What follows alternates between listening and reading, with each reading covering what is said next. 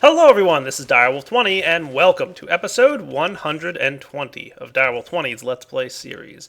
I'm doing a little bit of experimentation with spatial pylons. Last episode we wrapped up and we're taking a look at what these spatial pylons are all about. Long story short, there's a spatial I/O port which you can store some spatial storage in. This is going to be able to actually store all the blocks contained within the spatial pylon area that we've got set up here. The only problem is that it requires quite a bit of resources. You need a lot of spatial pylons to really make this as stable of a system as possible, and even once you have that pretty stabilized, you're going to need a lot of power. So you can see right now we've got an available power of about 2,000 Minecraft joules, and we need a little bit more than 6,000, almost 7,000 Minecraft joules available to get this thing up and running. So we're going to have a little bit of work ahead of us. Let's get started pumping some more power into this AE system.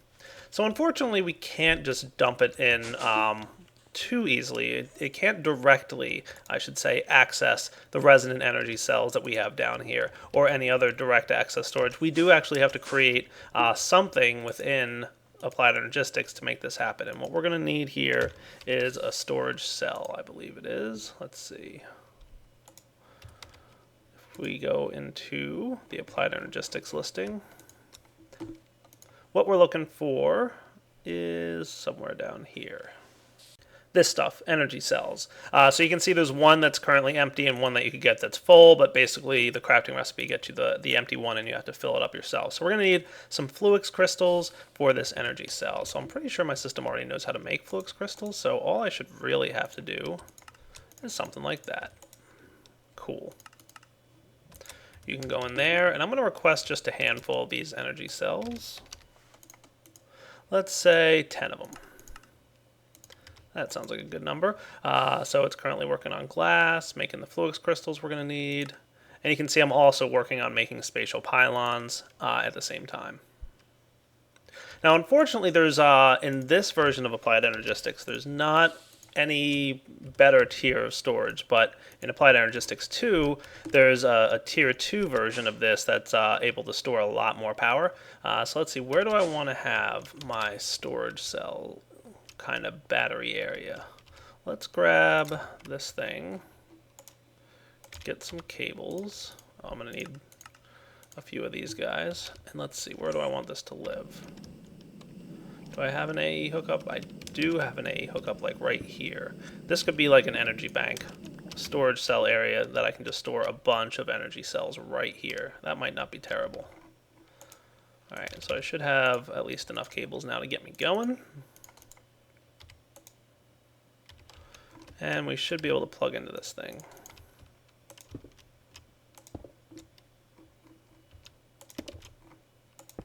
There we go. So you can see the energy cell quickly fills up to a full capacity. That's because there's plenty of energy flowing into the AE system. We don't really have anything to worry about there. And now you can see that this thing has a total energy stored of about 42,000 MJ. So if we run upstairs, we should see about the same thing. Yes, 42,000 MJ. Nice. So we get 22,000 per energy cell here. I made 10 of them, so that should give us a decent bank of power.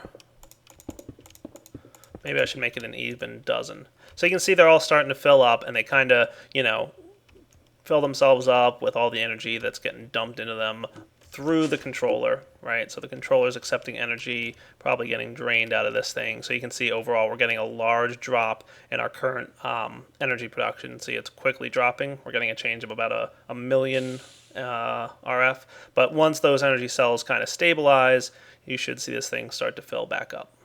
There we go. So they should all be filled now, you can tell, because our storage cell is not getting drained so quickly. Oh yeah, see? They're all nicely filled up. So I'm going to actually request 2 more of these, just so I have an even dozen.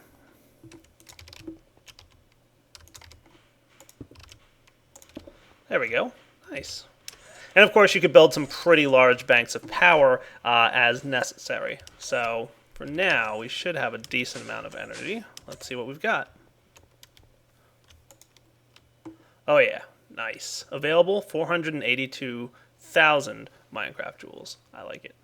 So now all we have to do to store these blocks that are currently contained in here, and let's see, can I throw something else in there just to make it look a little fancier? Oh yeah, look how fancy that looks. Nice. To get this thing cruising, all we need is our old friend the lever. Just apply a redstone signal to your spatial I/O port and stand back. Ta-da! Everything within the area here, so you can see that, this base area here where the spatial pylons are, it did not grab that cobblestone. It grabbed everything inside the structure. If you wanted to grab this cobblestone, you'd probably have to move this down or have, something like this spatial pylon that's run across the top here. And it's all stored right in here. So this spatial storage is now storing the structure that we just, teleport away. And I can put it back by simply flipping the lever again and applying a redstone signal. Boom, everything comes right back.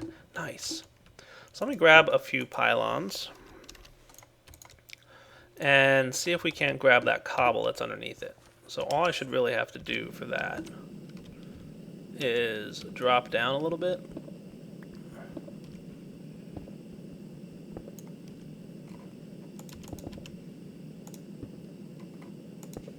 Or something like that. Now this might wind up requiring a little bit more power. You can see now that it requires 9,000 MJ, but that's okay. Flip the lever and go. Maybe not. It doesn't like me. All right, let me see what I might have done wrong. Alright guys, so here's my plan. Because I'd kind of like to see how far I can push this whole spatial pylon thing, I'd like to, I'm thinking, create a 9x9 and capture the entire thing inside a spatial pylon. It sounds a little bit crazy, but I think it might be really cool if I could do that. Because in theory, then I could, transport it and move it around and do whatever I want with it, provided I can get the spatial pylon hooked up and ready to run elsewhere as well. So let's first build a 9x9 specific for this purpose.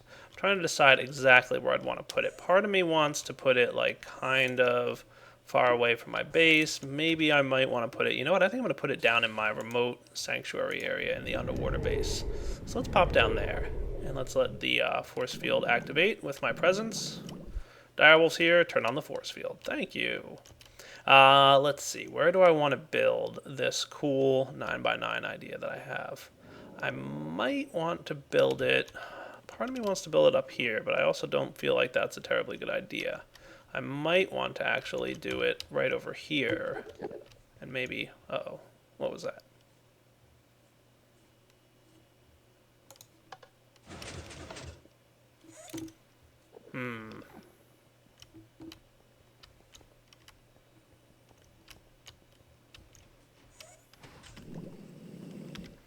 Not sure about that.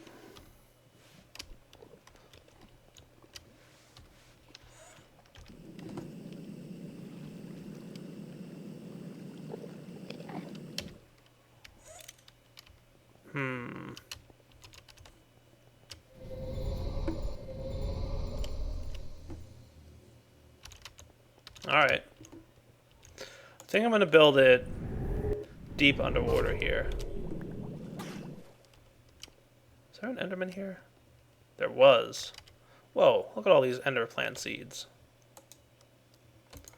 What is he doing?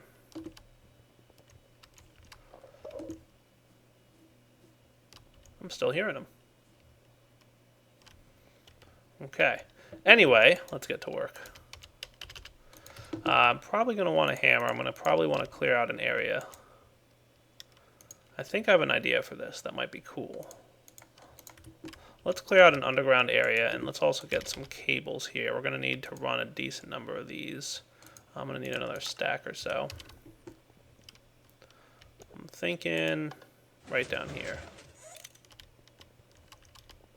So maybe an offshoot of this escape path that I have could be pretty standard 9x9 area. So let me clear out some underground areas here. Try and figure out why I keep hearing Enderman sounds, and then we'll be back. Alright guys, as you know, digging around down at the very bottom of the world can be a little bit tricky sometimes with light levels and everything, but I think I've managed to find a way to connect into my system here.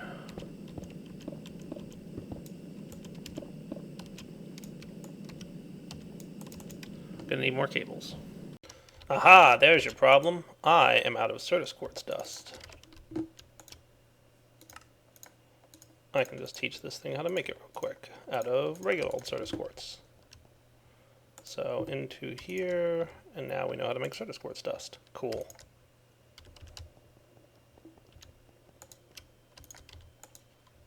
Much better.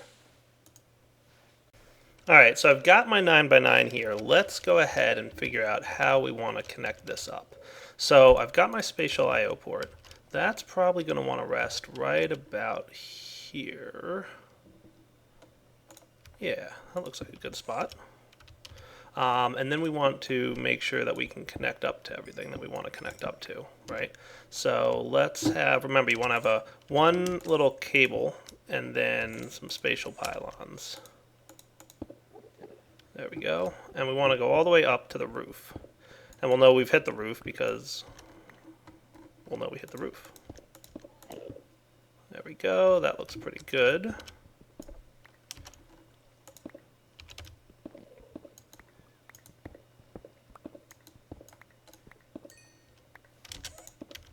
Alright, so here, I'm going to go right across this plane.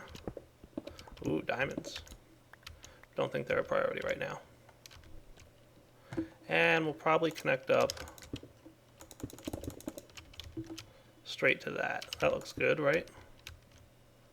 And then our final connector point, and I hope that I did this right. If not, I have to relocate this a little bit. It might need to go, actually, because I want to connect along there. I don't know if this has to be at the corner point, so let's actually move this.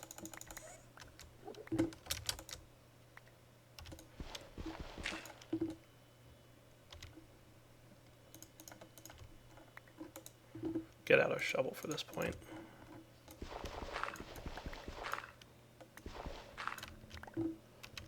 Alright, this should do. Yeah, if I have my corner piece here,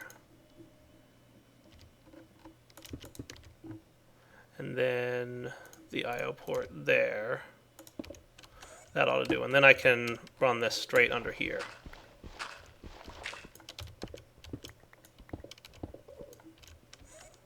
I did kind of want this to be well hidden enough that it wouldn't interact.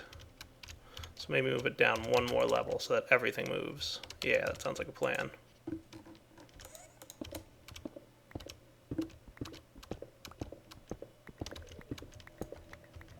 How's that look? Right? So we'll do here to this point.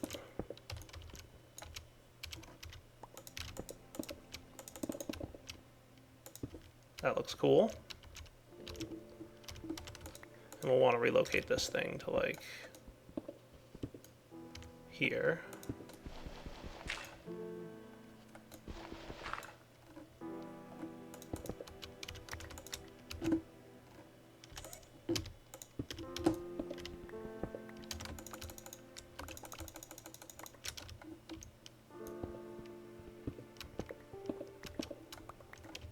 All right. And then finally, the last piece is going straight up.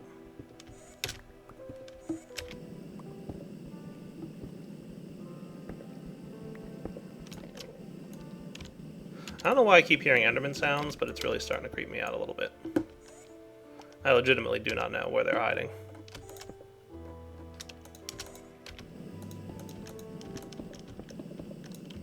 There we go.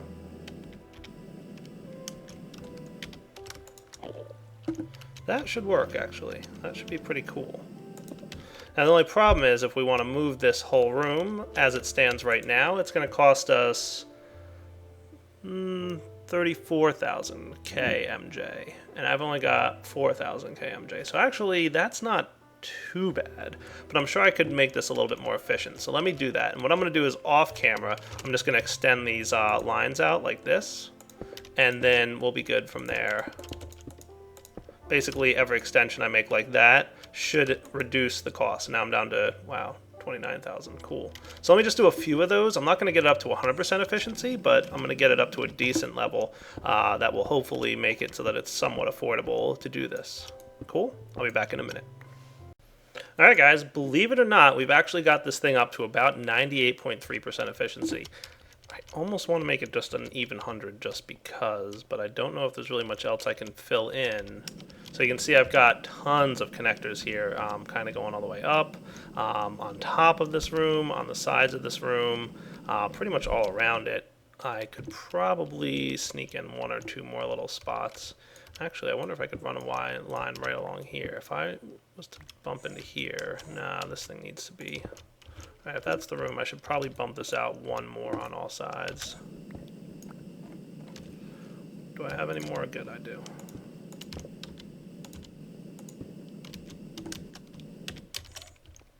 There we go. Bat mode, by the way, really helps with this kind of thing.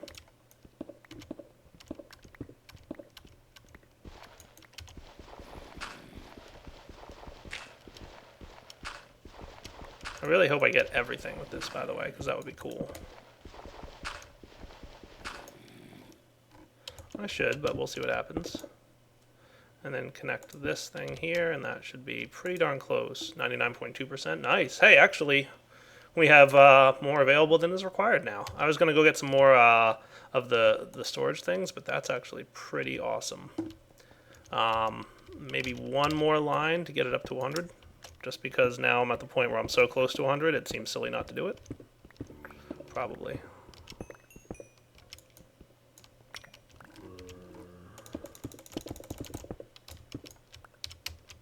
And go. 100%, nice. See the big difference, by the way, between like those last few percentage points? Like it really does change how much energy is required for this process. All right, so I think we're now ready to go.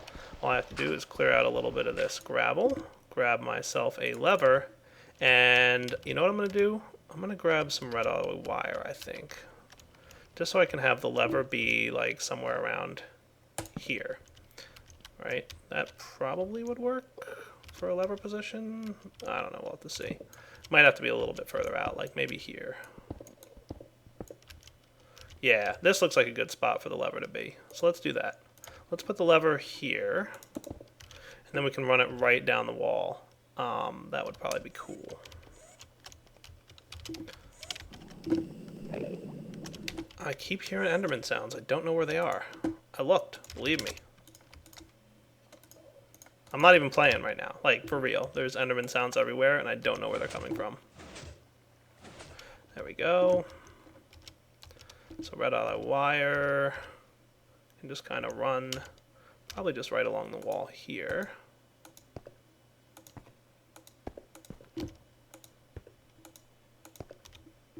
That might do it. You ready for a test? Here goes nothing. You know, guys, I decided to do one more thing. I'm going to make a wireless remote, and I also want this to be wirelessly accessible. So, if I want that to really happen, technically this should be a button, by the way, probably not a lever, but that's all right. I'm going to just go ahead and stick this guy here. We'll set him to frequency 10, and we'll name this frequency AE room. Set name. Cool. So now I can also wirelessly pulse this thing. That's neat. Okay. So let's see. You ready? Let's do it. So shift click the remote, set the frequency, and 3, 2, 1. Did it go?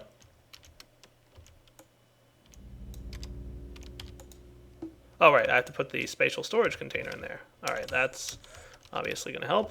All right, let's try that again. I don't want to be in there. 3, 2, 1, go. All right, so the wireless thing wasn't a good idea. For some reason, that crashed me. So let's try it with just the lever. Okay, no luck there. Let's run this wire right onto this thing. Sometimes it needs to go and actually touch the I/O port. Go. Still nothing. All right, let's see if I can't figure out why it ain't working. Alright guys, so I'm pretty sure this should be working. So I went ahead and requested a couple extra spatial storage blocks. I'm thinking the only thing that might be the case, like this says 16 by 16 by 16. I figured that was 16 by 16 by 16 blocks. So that should easily contain a 9 by 9 room, right? I don't know. But I'm going to try the 128 storage, which can do 128 cubed. That requires a spatial storage cluster, which needs 4 spatial storage blocks, which you can see partway through crafting those. So I'll be back in a minute when it's ready. Alright, after a very long crafting chain and waiting for everything to finish, I think we've got all 4 of these ready to be done. Cool. So let's get the 128 storage cell and see if that explains why we can't do things. Okay, grab this guy, and then 128.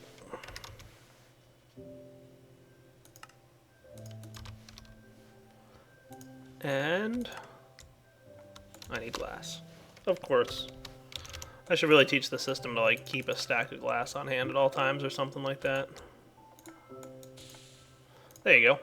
So we'll try with the 128 spatial storage. Also, I had to turn on my Enderman farm because I ran out of Ender Pearls partway through. Disable the spawner. And back to the base.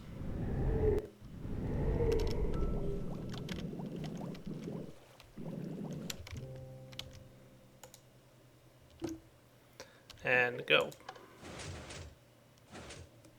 Alright, so all we have to do then is replace and put the 128 spatial storage in there, and I kind of want to test this with this guy attached, and we'll see if it works. So, the room's here. Oh, Enderman. I knew they were sneaking around here somewhere. Alright. Hey there, now we're talking. How's it going? Nice. That's what I wanted to see, dude. That's pretty cool. Now, I probably wanted this wall to go as well. So, how can I make that happen? I'm guessing I'll have to extend everything out a little bit.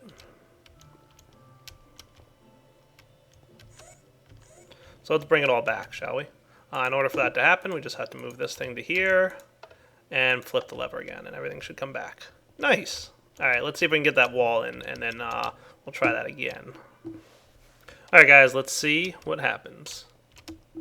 And go.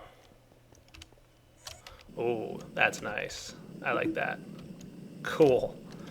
So we have actually stored an entire 9x9 inside this little storage cell right here. By the way, I did find out why the 16 storage cell wasn't working. It would, but once you store something in the cell, it kind of locks it to that coordinate size, so we can't use it for a different sized area. So keep that in mind, but I think we're in good shape now. We've got this guy here, and then if we want to bring it back, it's just a matter of flipping the lever, and it's back. Ha! That's kind of cool. So let me fill in this hole here, this room, and then there's one more thing I wouldn't mind doing.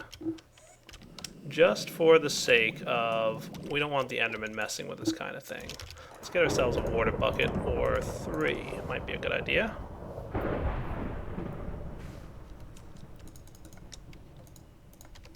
This should work, by the way, but we're going to find out. I'm going to have, in the corner of this room, well, I don't want it to be here, because I kind of want it to be not so conspicuous. Maybe I'll put it right like this, and we'll have a 2x2 hole of water. So when we flip the lever now, that should go along with it, and everything should work. Nice. The water went along with it. That's cool. Alright, let's bring it back.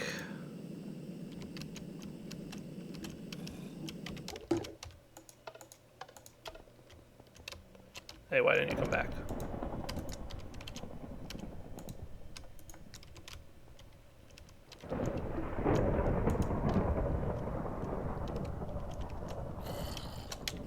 Alright, let me figure out why this thing... Oh, you know what? It might be power-based. Might be the reason. Am I low on power or something? I am. Okay, that's why. We have to wait for our power cells to recharge. Let's see why that might not be recharging at the moment.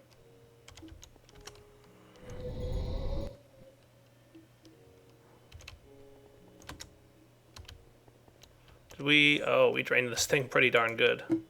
Why is this thing completely out of power, by the way? He shouldn't be, unless my nuclear reactor is empty, which could easily be the case.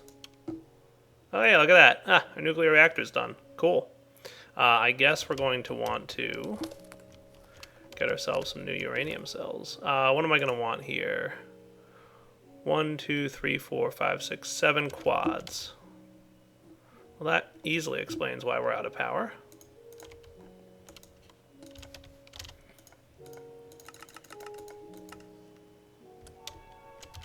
There we go. Let everything start cooking up there. I'll be back in a minute once I clean this thing out. Alright, let's see. We should be pretty close to having all 7 of these done. 6 down, 1 to go. It should literally be any second now. There they are. Okay, so let's get these filled back in. It was here, here, these 2, and these 3. That looks about right to me. Nice. So EU production continuing. That should start to refill our energy cells, and then we should be in good shape. Let's see if we have a net energy gain up here, which hopefully we will in a moment. Keep an eye on this. You know what I might do is, well, I don't really want to disconnect this thing. That's a cover there. Just kind of waiting for everything to rebalance, because I'm sure a lot of machines are low on power right now because we were out. Alright, why not? Let's do it. I'm going to go ahead and really help this thing boost up its power gain. So that should significantly increase the amount of power coming in. I just hooked up our high power to this tesseract and set this guy to input power. This will just give us a little temporary boost. Alright, there we go. Just let our high power system refill this energy cell for us. Let's see, we should be in good shape now. Ah, there we go. Energy cells refilled. Alright, let's go get that room back, and then we're ready for some cool stuff. Still hearing Endermen. I don't know how I'm hearing Endermen under the ocean, but I'm hearing them, and it's creeping me out. So everybody's good here. Nice. I like it. So just in case I have any Enderman trouble, I have a little bit of protection. Haha, that's cool. I like it. One more thing I might want to do with this escape hallway, it just occurred to me. If I make this escape hallway a nice, I don't know, 2 blocks high, the Enderman shouldn't be able to follow me.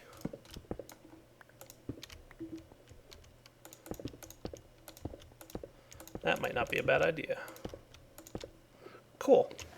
There's one more thing I want to do just to be extra safe about this. I'm going to set down a controller and a power relay, and I'll probably want some power cells, which I also request to get crafted. Just in case I lose connection here, like if this connection goes down, I want this room to still be able to teleport. And in order for that to work, I should be able to set this up like so. If I just put down the power relay here, connected to the power node, and then we have the ME controller here, like so, this thing should light up and the I/O port should still work. But notice there's no available power at the moment, so I'll have to just get some energy cells here. These guys might fill up. We're gonna see. Hopefully they do. I thought they would. Alright, I think my only bet here really then is to do a tesseract to our main base power, hook that guy up, and then I can have a bank of energy cells kind of hidden underneath here. So let's see, something along these lines.